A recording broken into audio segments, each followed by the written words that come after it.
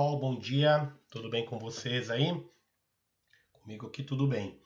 Então, nós vamos dar a continuidade à aula de História, a partir da página 74 aí do livro de vocês, que é a cristandade contra o Islã.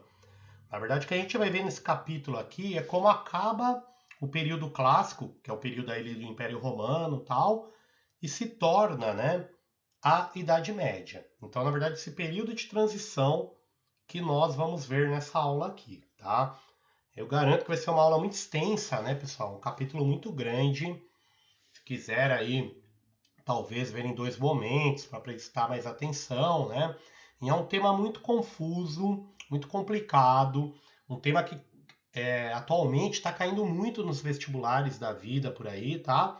E eu recomendo que prestem atenção e quem quiser aprofundar, passar mesmo no vestibular lá na frente e tal, que complemente isso com uma pesquisa, sei lá, sobre o Carlos Magno, com um passeio 3D dentro da Catedral de Santa Sofia, ou qualquer coisa do tipo, tá? Então, vamos que vamos aí. Então, aqui já é uma cena, na verdade, né? Da Idade Média, cavaleiros aí, já do século XIV, já do período final da Idade Média. A Idade Média, pessoal, ela tem quase 1000 anos. Então ela vai lá de 476 depois de Cristo, né, quando Odoacro invade, domina Roma e acaba o Império Romano aqui do Ocidente e vai se estender até 1453. Então são quase 1000 anos de Idade Média. A Idade Média é dividida em dois momentos. Até o ano 1000 a gente chama de Alta Idade Média. E do ano 1000 até 1453, a Baixa Idade Média, tá? Nessa aula nós vamos ver a formação, né, o final do Império Romano e início ali da Idade Média. Nos próximos capítulos nós veremos aí realmente a Idade Média, ok? Então, lógico, né, pessoal?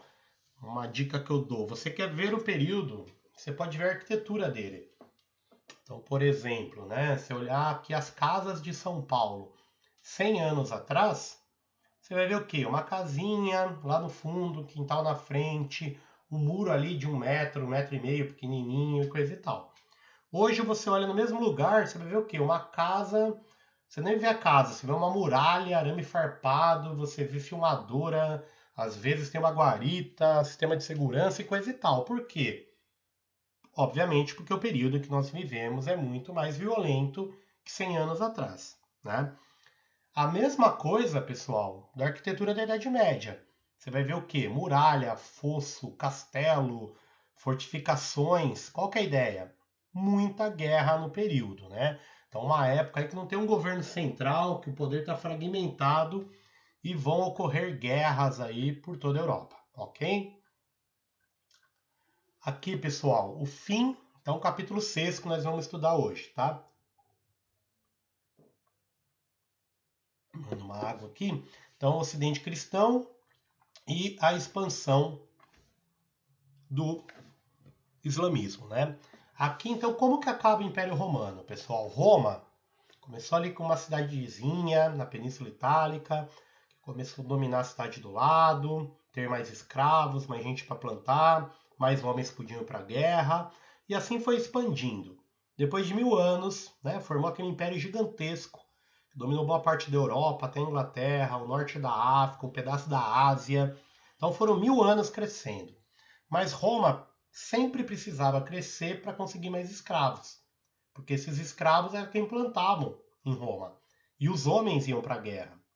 Só que chega um momento que os povos germânicos, né, chamados também de bárbaros, que estavam fora do império, resistem. E os romanos não conseguem mais dominar territórios. Os escravos que existiam vão morrendo. A agricultura vai tendo crise. Vai enfraquecendo o exército por fome. E aí os povos bárbaros começam a guerrear, vencer os romanos.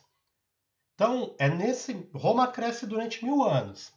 A partir do momento que ela não cresce mais, ela cai de uma vez, tá? Então a gente vai ver que esse fim do Império Romano, pessoal, e da cultura romana, né? Aquelas estradas que ligavam toda a Europa, os banhos, água encanada, tudo isso vai sumir na Idade Média. Então a gente vai ver que os bárbaros vão invadir Roma de duas formas: ou pela guerra, dominando territórios, tal, ou simplesmente migrando, né, até com permissão dos governantes romanos e ocupando terras aí dentro do Império, tá? O que vai acontecer com o final, pessoal, do Império Romano? Vai se formar vários reinos bárbaros. Então vai ter o reino dos vândalos, dos visigodos, dos anglo-saxões, dos lombardos, dos francos, tá?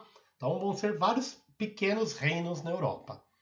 A migração consentida que eu falei dos germânicos, né, pessoal? O que esses bárbaros, esses germânicos tinham em comum? Já que falavam tantas línguas, né?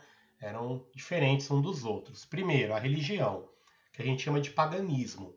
Então, cultuavam Thor, Odin e outros deuses aí que a gente conhece, né? Pensando que é somente dos vikings. Então, Yggdrasil, por exemplo, era uma árvore mitológica, né? Que eles acreditavam que era o mundo em que nós vivíamos. A mesma coisa na cultura viking, que tem a mesma religião, paganismo, né? Do que os povos bárbaros. Então, os bárbaros, por exemplo, pessoal, eles rezavam, eles não tinham um templo, né? Como as culturas monoteístas geralmente possuem. Eles cultuavam, por exemplo, um carvalho antigo, né? Que acreditavam que Thor, o espírito dele estava ali, ou uma árvore chamada freixo, ou mesmo um bosque, uma floresta. E quando os cristãos começam, né, a guerrear aí pela cultura e querem exterminar essa religião, o paganismo, né, eles vão destruir justamente essas árvores aí que são sagradas para estes povos, ok? Outra coisa que é comum em todos os povos bárbaros, eles são agricultores, uma parte deles, mas outra parte vive da guerra. E a sociedade bárbara germânica, pessoal, ela é organizada de acordo com o seu poder na guerra. Então, geralmente eram chefes de grandes famílias que tinham muitos soldados, né? E que ocupavam o topo da hierarquia aí entre os povos bárbaros. Aqui tem um parágrafo que eu até destaquei aqui, né?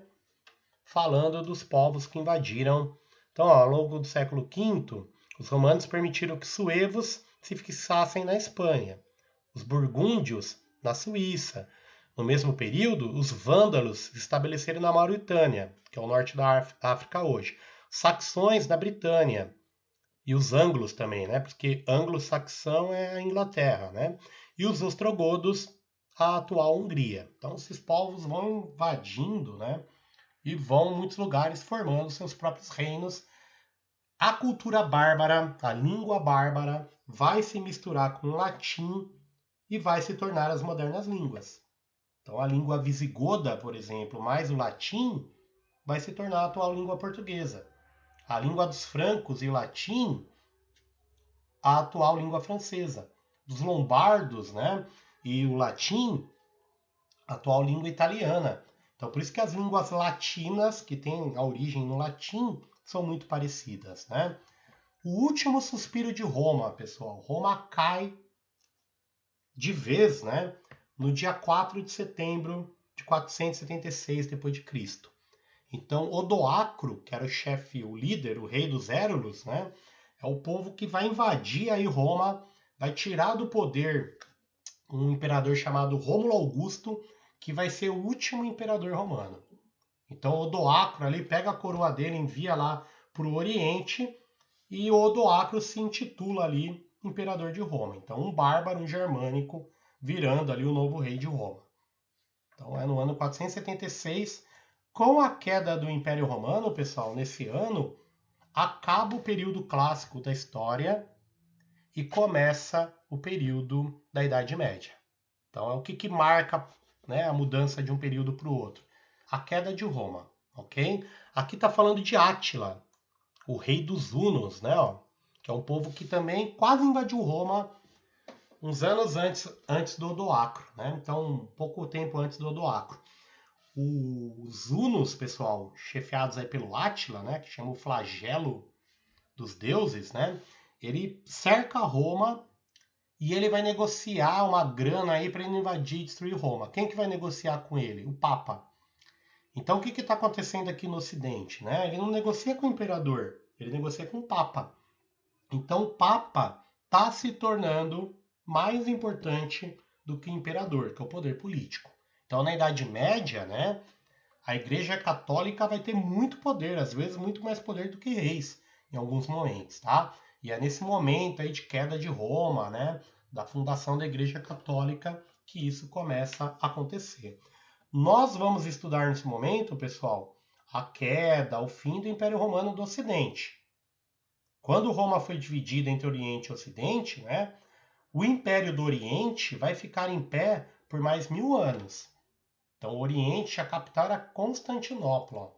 Constantinopla vai ficar em pé até 1453, quando os turcos, aí, otomanos invadem e acaba o Império do Oriente, tá? Então, durante toda a Idade Média, ainda existe sempre um imperador do Império Romano do Oriente, tá? Então, a gente vai falar nessa aula do Ocidente.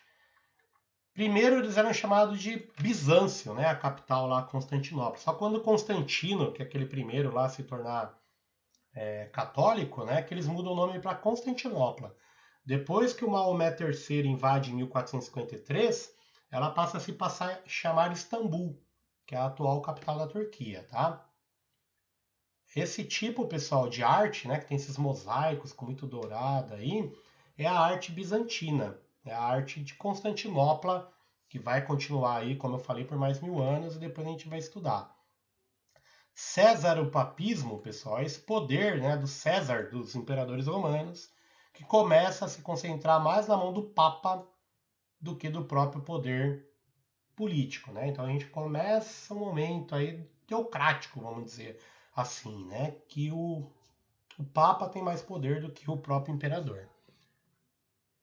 Iconoclasta, pessoal, era uma questão que sempre vai dividir aí os cristãos, né? Se deve-se ou não idolatrar imagens. Então, em alguns momentos lá no Império Bizantino, os imperadores proibiram o culto às imagens, né? A santos e coisa e tal, depois voltou. Isso vai ser um dos principais motivos, né, da que a gente chama Reforma Protestante, né, que vai acontecer com Martinho Lutero, com Calvino, quase 1000 anos aí depois, né. Isso aqui, pessoal, é uma capital. Quando Constantino ali dominou, ele acaba mandando construir uma gigantesca catedral, né, cristã, que era Santa Sofia. Então, Santa Sofia tinha aquelas decorações bizantinas maravilhosas dentro dela, né? Só que quando Maomé III invade e domina, eles são muçulmanos, né? Então eles constroem esses minaretes, são 4, você está mostrando 2, que é um símbolo muçulmano, e decoram, né? Pintam por cima desses mosaicos aí bizantinos e tal, arabesco, coisa da religião árabe, né? Da religião, desculpa, muçulmana. Durante essa invasão que eu comentei com vocês aí dos bárbaros, né, pessoal, que se formaram vários reinos de povos germânicos, o principal vai ser o reino dos francos, que é mais ou menos onde é a França hoje. Então, quando surge a religião muçulmana, que a gente vai falar já já, e a religião muçulmana começa a dominar toda a Europa, entra ali pela Península Itálica, domina o que é Portugal hoje, domina o que é Espanha e ia invadir a região do que é a França hoje. Então, se não é o imperador Carlos Magno aí todo o seu exército conter os muçulmanos, talvez toda a Europa aí tivesse virada islâmica, né, no século VII. Então, o reino dos francos, pessoal, a gente vai ter 2 famílias que vão governá-la, tá? Primeiro são os merovingios e depois os carolíngios. Aqui nós temos o primeiro deles, que é dos merovingios, né, que é o Clovis I, que é o primeiro rei dos francos a se tornar cristão. Então ele era pagão antes e se converte aí ao cristianismo, né? A Batalha de Poitiers, o que aconteceu nessa batalha? Foi a batalha decisiva que freou a expansão muçulmana na Europa, né? Então Carlos Martel aí, que é um herói aí para os cristãos até hoje, né? Era um dos generais aí do Carlos Magno que freou a expansão islâmica na Europa. Até hoje, pessoal, no Nordeste, principalmente, até na região sul do Brasil, tem muitos festivais, festas, literatura de cordel, as cavalhadas, né? Que falam aí das lutas de Carlos Magno. Então ele virou um ícone, né? Vamos dizer assim, em algumas regiões cristãs do mundo. Aqui seria a coroação, ó, do Carlos Magno, né? No século começo aí no ano 800, no Natal desse ano, tá? E o Carlos Magno, pessoal, governou durante muito tempo, né? Ele vai administrar o governo dele dividindo em pequenas regiões o seu reino. Então ele vai chamar essas regiões de condados, onde um conde vai governar, ducado, onde um duque vai governar abaixo dele, e na região de marca, o que era uma marca? O que a gente chama de fronteira. Então, nas regiões ali no limite entre o mundo cristão e muçulmano, esses ducados que existiam ali eram chamados de marcas. E quem governava eram os marqueses, né? Porque ele estava na marca, estava na fronteira, numa região de muita guerra, tá? Isso, galera, vai dar origem ao feudalismo. Vai ter um momento que os reis vão perder o poder, não vão ser quase nada, né? E cada conde, duque, marquês vai mandar na sua própria terra. Então, esses condes, duques, marqueses, no caso de guerra, que vão se tornar os senhores feudais, né? Eles uniam seus exércitos e lutavam por um rei. Muitas vezes lutavam um contra o outro ali, um tentava derrubar o rei. Então, vai ser uma época de muitos conflitos aí na Europa, né? O Carlos Magno, pessoal, uma moeda aí do período dele, ele se sentia ali um verdadeiro imperador romano, né? Roma tinha caído há quase 400 anos. E ele, a moeda dele, as vestimentas, né? Resgatavam aí o que ele achava ser o auge da humanidade, que foi o Império Romano, tá? E aí, pessoal, vai surgir no século VII uma religião que hoje é uma das principais do mundo, é a religião que mais cresce no mundo, que é o islamismo, tá? Então, Maomé vai ser o primeiro, vai ser o profeta, né? O profeta no cristianismo é Jesus Cristo, no islamismo é Maomé. Então, Maomé nasce na Península Arábica, onde é a cidade de Meca, aonde tem a Caaba. Então, mostrar, quem foi meu aluno aí deve lembrar bem, né? Para quem nunca viu, pessoal, isso aqui é Meca, capital do mundo muçulmano, né? E esse cubo retângulo, esse cubo negro aqui, né? É a Caaba, que fica dentro de Meca, né? E na Caaba tem um meteorito. Então todo muçulmano, pelo menos uma vez na vida, tem que ir aí até a Arábia Saudita, ir até Meca e tocar na Caaba, né? Todo muçulmano reza 5 vezes ao dia. Não importa onde ele esteja no planeta Terra, quando ele reza para Alá, que é o Deus, né?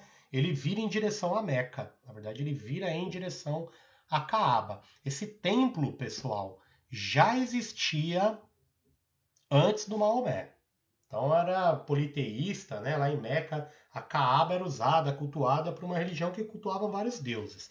Aí surge Maomé, ele nasce em Meca e ele começa a professar, ele diz que escuta vozes, escreve um livro, que é a Bíblia Islâmica, o Corão, né? O Alcorão, e ele começa a professar a fé que só existe um Deus, Alá, e que esse deve ser o único Deus.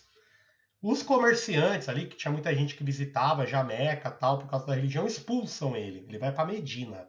Quando ele é expulso de Medina, pessoal, é a Égira. A Égira é o ano zero do calendário muçulmano. Porque os muçulmanos têm outro calendário, não tem igual o nosso que é antes e depois de Cristo, tá? O deles é antes e depois da Égira. Então hoje eles estão no ano 1400 e pouquinho. O Maomé, ele vai formar um exército poderoso, muitos seguidores em Medina, né? Vai ganhar muito apoio. Ele vai invadir Meca, vai perseguir aí, expulsar aqueles que professavam outra fé e vai tornar ali a capital do mundo muçulmano. Dali, pessoal, eles vão começar a conquistar regiões, né? Através da jihad, que eles chamam de Guerra Santa. Depois da morte do Maomé, vai continuar isso, né? E vão dominar um império gigantesco, que já já a gente vai falar dele. Todo muçulmano, pessoal, ele tem que obedecer, que está falando da Égira, que eu comentei com vocês, tá? Eles têm que obedecer a 5 mandamentos, 5 pilares ali do mundo muçulmano, do islamismo. Então, primeiro, profissão da fé, acreditar que só existe um único Deus, Alá, e o único profeta, Mohammed, né? Ou Maomé também. Oração, todo muçulmano é obrigado a rezar 5 vezes ao dia. Então, sei que a hora que acorda, no meio da manhã, na hora do almoço, à tardezinha e antes de dormir, tá? Então, ele tem que rezar 5 vezes ao dia. Caridade, ele tem que ajudar o próximo, os pobres, aquele que não tem condições, né? No mês do Ramadã, que é o mês do calendário muçulmano, que é diferente do nosso, ele tem que respeitar o jejum da hora que ele acorda da hora que o sol nasce até a hora que o sol se põe. Então, durante o mês inteiro, no mês do Ramadã, todo muçulmano respeita o jejum. Não come nem bebe água da hora que o sol nasce à hora que o sol se põe. Tá? Eu lembro Salah, na última Copa do Mundo, né? Os comandantes, ayatolás lá da religião muçulmana, liberaram ele do compromisso ali do Ramadã para não ir disputar a partida da Copa do Mundo cansado, passando mal e coisa e tal. Ele respeitou o Ramadã depois da Copa do Mundo, né? Então todo muçulmano também respeita o Ramadã. Se eu não me engano, mulheres grávidas, doentes e crianças são dispensados do Ramadã, tá? Do jejum no Ramadã.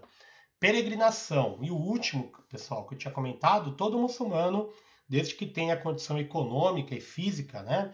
Ele deve ir pelo menos uma vez na vida até Meca e tocar na Caaba. Então, por isso que Meca, né, é uma das cidades mais visitadas do planeta Terra, tá? Aí tá falando da ascensão de Maomé, que é o Mohammed, né? Esse verdadeiro profeta islâmico. Essa região toda colorida, pessoal, pega aqui todo Portugal, Espanha, o sul da França, ó, todo o norte da África, porque essa região é toda muçulmana, é árabe, né? Fala a língua árabe até hoje, ó, porque foi todo dominado pelos muçulmanos durante a expansão no século VII. Foi aqui, ó, que o Carlos Magno tal conseguiu resistir, né? E não dominou toda a Europa. Por isso, pessoal, que o Estado Islâmico que existe até hoje, né? Ele acredita que esse território todo que está aí colorido, inclusive Portugal e Espanha, deve pertencer aos muçulmanos. Tem que ter o califa lá, que mataram há pouco tempo num bombardeio, né? E o Estado Islâmico, lá os doidão, acredita que essa região aí colorida, porque já foi um dia dos muçulmanos, deve ser de novo, né? Todo o norte da Europa até hoje é muçulmano, toda a Arábia Saudita, toda a Pérsia, que é o Irã, né? Tudo muçulmano.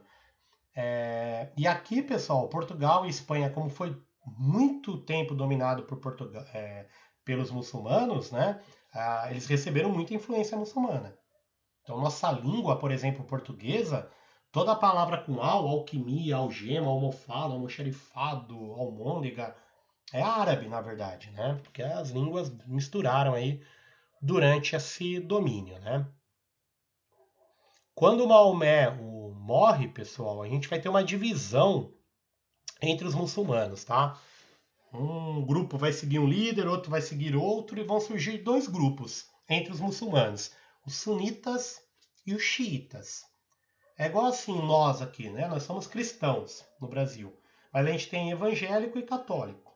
No mundo muçulmano, eles são todos muçulmanos, acreditam em Alá, em Maomé, mas são divididos em duas grandes igrejas, né? Duas visões de islamismo. Xiita, que é a minoria, 10%, e a maioria é sunita, tá? O país que é xiita, pessoal, é o Irã. A Arábia Saudita também tem bastante xiita. A maior parte do mundo muçulmano, né, são de sunitas. Lembrando, pessoal, árabe é uma língua, né? Islamismo é uma religião. Muito árabe é islâmico, é muçulmano. Mas nem todo árabe, nem todo mundo que fala árabe é muçulmano. Tem árabe que é cristão, tem árabe que é judeu, né? Assim, nem todo islâmico, todo muçulmano fala árabe. Por exemplo, a gente tem quase 1 milhão de muçulmanos no Brasil que falam português, né? Aqui está falando do mundo muçulmano, que vai ser muito desenvolvido aí na tecnologia, né, pessoal? Na alquimia, na matemática, na astronomia, vão inventar o álcool, vão inventar, desenvolver muito o que foi inventado pelos chineses, por exemplo, a bússola, a luneta, né? Então, na Idade Média, que é um período que a religião comanda tudo, tal, no mundo medieval, o mundo muçulmano é o contrário. Tá? A religião vai perder valor e vai ganhar muito valor à ciência no período, né? Mais ou menos o contrário do que a gente vive hoje em relação a algumas religiões, algumas regiões muçulmanas, né? Quando Carlos Magno morre, pessoal, ele vai ter um filho dele que vai governar ainda, mas o neto dele não vai ter poder, não vai ter autoridade, vai fragmentar o reino depois vai fragmentar mais pedaços ainda e vai acabar o reino dos francos. E aí vai dar início à Idade Média, que é aquele monte de pequenos reinos, né, que vão organizar a vida política aí na Europa. E o que nós vamos ver mais para frente, pessoal, hoje eu não vou me alongar mais, tá?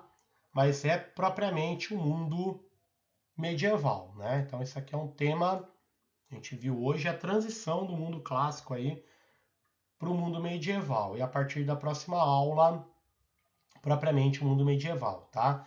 Aqui, pessoal, eu vou deixar um questionário, tá no Google Forms, junto com o link aqui, eu estou mandando o formulário correto, não sei porque foi errado aí o anterior, tá? Então tá o link correto, após assistir a videoaula, responder esse questionário. Então até a próxima aula então a gente fala da Idade Média, tá? Um grande abraço para vocês e até a próxima aula.